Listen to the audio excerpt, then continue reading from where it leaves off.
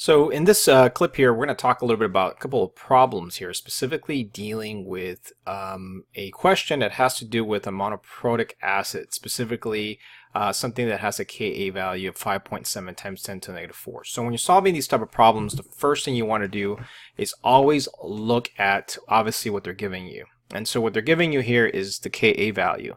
By definition, the Ka value is the degree of ionization of an acid. And so if we're looking for the pH value for this, we want to be able to go from a Ka to a pH value. So given the concentration of 0.122 molar, monoprotic acid, for example, being like HCl, we're going to have to kind of backtrack a little bit to do that. So let's go ahead and tackle this problem out, and I'll give you a couple of minutes to kind of go ahead and do that.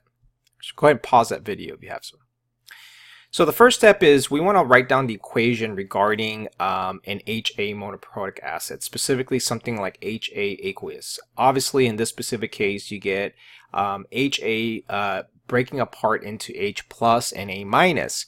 In this specific case, what you're getting is an aqueous solution indicating that it's going to break apart. So the first thing you want to do is write these down to illustrate this idea and how Ka is going to play a role.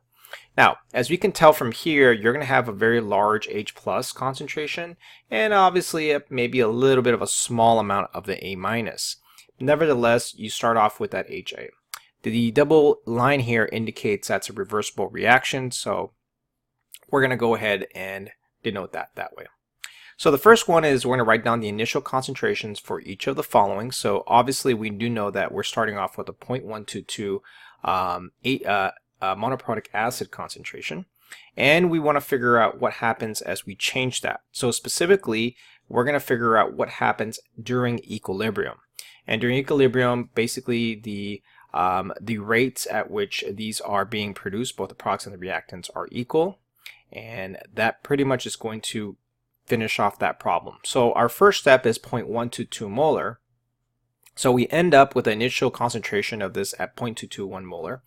And then what you're going to end up with is what ends up happening on the H plus and A minus. Now we do know that at initial amounts you don't have any of this being produced. So we're going to put down it as 0 and 0 for each one. Second thing is we're going to figure out what's the actual change. So because you're pulling out some from HA in here, we're going to denote that by using a minus X. Now this minus X indicates that you're going to be taking some of the HA to produce the H plus and A minus as the reaction begins to change. Because of that, we're going to indicate using that the plus X on both sides. Now at equilibrium, you have to figure out and have to account for this change. So again, we're going to go ahead and use the ICE method. And in this specific case, you're going to get 0.122 minus the X. And you're going to get 0 plus the X, which is equal to X, and A minus equals to the X. Now, to figure out the pH value, we're going to have to obviously figure out what that looks like. So if you take a look at your Ka value, your K value indicates that it's going to be the multiplication of the concentrations of your H plus times A minus, which is going to give you X times X gives you the X squared. And then you're going to divide that by 0.122 minus X, which ends up giving you your HA concentrations. Now, because we don't know what X is, we're going to have to solve for that, but we do know that the K value for this is 5.7 times 10 to the negative 4. Now, because the K value is less than 1, we can definitely know that this is going to be a fairly weak acid. And because of that, we're going to go ahead and approximate that the 0.122 is going to be closer to 0.122, so we don't have to deal with this X because this HA is not going to ionize. And so this assumption generally holds true, and in the previous slides I was talking about when do you actually do that, but in generally speaking, you're going to have to kind of double check that afterwards. Okay, so we're going to go ahead and rewrite the Ka as X squared over 0.122, which gives you 5.7 times 10 to the negative 4. And that gives us a really simple multiplication. You're going to cross multiply this one and this one. And you're going to get X squared equals 6.95 times 10 to the negative 5. And you're going to take the square root of that. And when you take the square root, you should get 0.083. Now that gives you the concentration of both the H plus and of the H minus. But because we're only interested in one of these, we're going to be taking the H plus in this specific case. So To figure this out, we're going to actually have to calculate the concentration of your 0.083 divided by your 0.122 to figure out if this actually assumption holds true, and we can do the assumption that this acid is going to be weak. Now remember that in this specific case, what you're really saying is that you have about a 6.8% that is being dissociated out of this reaction. So because it's actually over 5%, we cannot use this approximation. So unfortunately, in this specific case, we're going to have to use something a little bit more complex, which is going to be our heavy-duty math. So let's go ahead and dig into it. So let's go back to our Ka x squared over 0.122 minus x again. So again, the reason why we have to do this is because if you actually figure out how much of it actually got ionized, it was over that 5% mark. And because it was over that 5% mark, that basically means that we can no longer make that assumption because it's too high. So in this specific case, we're going to have to use our quadratic. So x squared 0.122 minus x, and then if you actually do the quadratic in this specific case, is x squared 00657 minus 6.95, and that all has to equal to 0.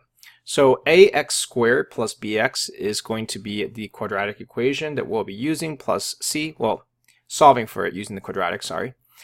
So in this specific case, our ax squared is going to represent that. We're going to have your 0.057, and then you're going to end up with the c value, which is going to be that 0. Okay. Now, if you use your quadratic equation, you should get negative b plus negative square root of b squared minus 4ac divided by 2a, and you're going to go ahead and plug these in.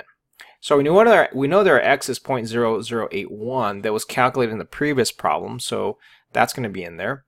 And we do know that it's going to be a negative value. So it's going to, we can't get that negative value. And so what's going to happen here is we're going to have to go back to our problem once again.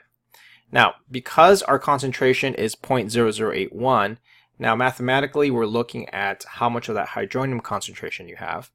What you're going to do next is you're going to go ahead and take that log. So if we actually solve this quadratic, doing the math portions and whatnot, what you end up with is a pH of 0.081, which is what we have right here. And at that point, you can go ahead and plug it in.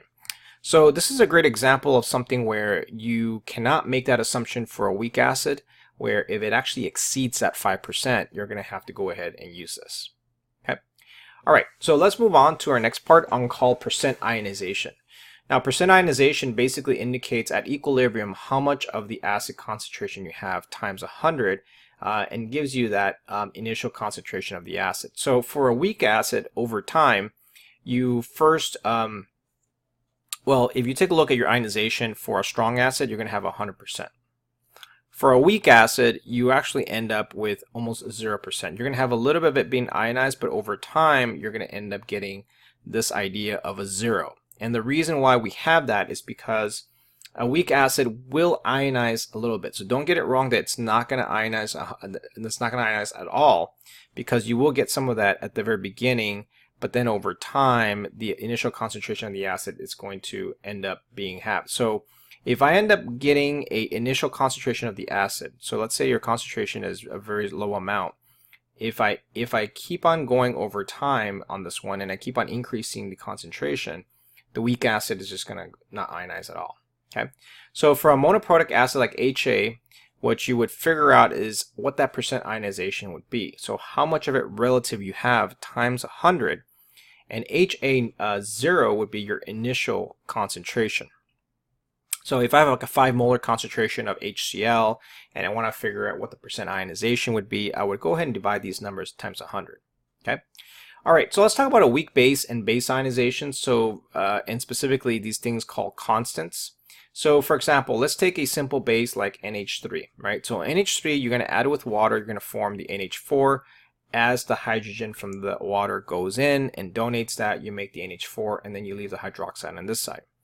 If you take a look at what are called the ionization constant, or Kb value, then what you end up with is an NH4OH minus NH3. So it's very similar to what we had prior for the acid. The only difference is instead of having an H plus, you have obviously an OH.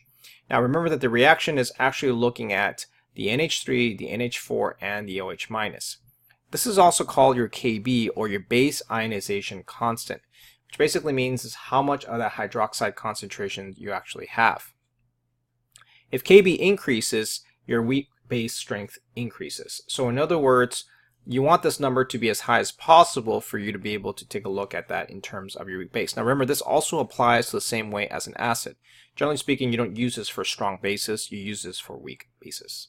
Okay, so we'll be solving weak base problems like weak acids, except you solve for OH instead of H+. So again, a very simple idea that you want to be able to follow the exact same steps, but basically it'll be for the bases. So here's some common weak bases that we end up having, and I really suggest you guys take a look at them because it's a very important chart that actually illustrates a lot of different types of bases. So for example, caffeine, it's a very, very common type of base that ends up showing up. It's a weak base, but when you take a look at the conjugate acid, it's about 2.4 times 10 to the negative 11. So we do have this relationship here that the weak bases end up creating these conjugates that are actually a little bit, they're also pretty weak, okay? All right, so let's take a look at the ionization constants of conjugate acid base pairs. So first off, when we write down the equation, we're gonna write it down as an HA broken down into H plus and A minus. And then what you wanna figure out is what's that Ka value. If you take a look at the A minus and you put this into the actual liquid solution, and you're gonna take the conjugate pair of this base, so it's going to be a weak base. You're going to put it in water, and then same idea, you're going to figure out how much of that hydroxide you'll be producing. What you're going to end up with is the Kb value. Okay, so your Kb value at this point derives itself from this strong acid. You get the weak conjugate, you take the conjugate, and then you add to water to form your Kb. Now, if you actually do the net ionics and you go ahead and cancel these out, you know that the A minuses are going to be like your spectators, and then your HAs are going to be out. And that leaves you with this situation where you take the water and then you form the H plus and the OH. So that's a very good, great classic example of why we're usually measuring these hydroxides, these Kbs, okay, these weak bases, what they call them. Now, finally, what ends up happening is when you calculate this, you get what they call the Kw. And the Kw equals to the Ka times the Kb. So in this specific case, what you end up with is a situation where if I give you a Ka or a Kb, you can figure out that other one. Okay. Now, in a weak acid and its conjugate base, you basically have Ka equals Kw or Kb, or Kb equals Kw over Ka. So you have different ways of writing this down. Now here's some examples of some of the acids and how they end up with their Ka. So we know that sulfuric acid, it's a very strong acid. Because of that, its Kb value is going to be puny, very, very small. On a hydrogen sulfate ion, which we have HSO4, we also know that it's okay acid. I would say it's probably on the weak acid side, but it actually has also a weak base. Then as you get to oxalic acid, you can kind of see the pattern, right? So as these Ka values begin to get lower and lower, your conjugates will end up getting, in this specific case, pretty Kbs are pretty weak. I mean, they're negative 13 in this specific case. So the conjugate bases end up turning pretty weak relative to what's already at. So take a look at sulfurous acid, which H2SO3. Obviously your conjugate base is super low. Okay. Now let's talk a little bit about the acid molecular strength. So generally speaking, when you're taking a look at acids, you're trying to take a look at how strong these acids are. So for example, if I have an H-X, and X would represent your acid strength, you would end up with an H plus plus X minus. In this specific case, what you would find out is that your acid is pretty good at this point. It would actually end up shooting in that direction. So the stronger that bond is, the more likely you're going to have a weaker acid. So in this specific case, if we take a look at something like fluorine, HF, you could see that the acid strength is pretty weak. But if you increase it to the bond energy, as the bond energy drops, your actually acid strengths get stronger. So as you go down a group, the strength of the acid actually decreases. Okay. All right, so this is a question for you, and I want you guys to write this down. So rank the number of acids in fluorine, F, Cl, Br, and I, and make sure you tell me why it would be that you would actually end up with a larger acid, a stronger acid. Okay, so that's going to be your assignment there. Okay, so the order would be HI is greater than HBr, HCl, and HF. So obviously, as you go down this group, HI would be the strongest. Okay. All right, let's take a look at some examples of this. And in this specific case, we have a little bit of polarity dealing with things that actually have oxygens in it. So for example, if I give you something that has a OH attached to it, generally speaking, you're going to get a little bit of pull from that oxygen. And that oxygen is going to pull in that H a little bit. And because of that, it's going to determine some of the strength. So for example, carbonic acid, if you were to draw the lowest dot, for example, you would draw a double bond with these lone pairs around it. Nitrous acid, you would also have the HONO common. And so all of these oxygens actually do have something in common, is that that oxygen is definitely contributing to the strength of that acid. Phosphoric, sulfuric, and so on. So the OH bonds will be more polar and easier to break if Z is very electronegative. So if this molecule is super electronegative, then what's going to happen is that that OH bond will break, which means the strength of the acid is going to increase. Or Z has a high oxidation state. So it just depends on those specific situations. So if you take a look at things like, for example, like carbonic acid or phosphoric acid, right? These generally are going to have a pretty high, this is actually going to have a high electronegativity. And so what's going to happen is phosphoric acid is a pretty weak acid for that. Okay. All right, we'll continue in the next one.